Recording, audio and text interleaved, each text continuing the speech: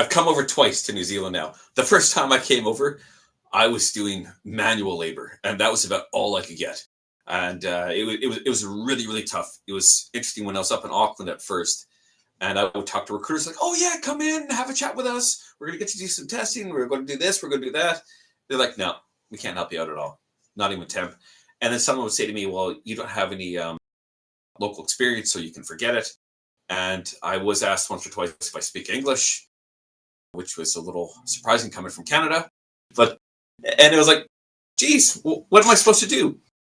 And some people have told me that, well, you need to have local experience. 2 weeks will be fine, which was rather shocking. But the second time I was coming back, I was in quite a bad space too, because I was living in Canada. My partner was over here.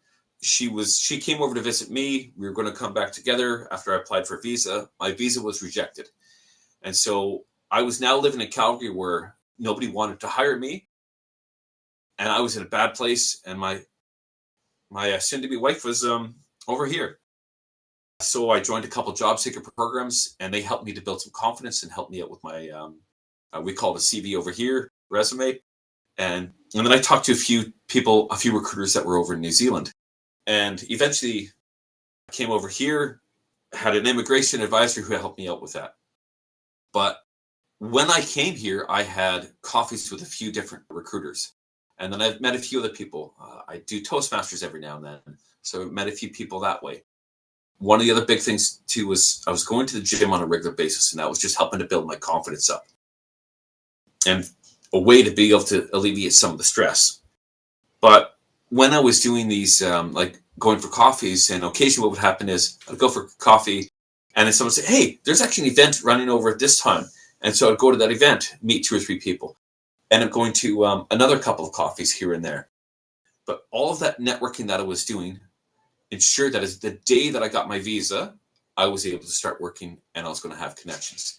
And the very funny thing about it was I had someone call me and say, "Hey, do you want to go for an interview at Company X?" I'm like, "Well, I don't have my visa right now, so I can, but I don't know how it's going to go." So, "Well, you're doing me a favor, and let's just kind of see what happens."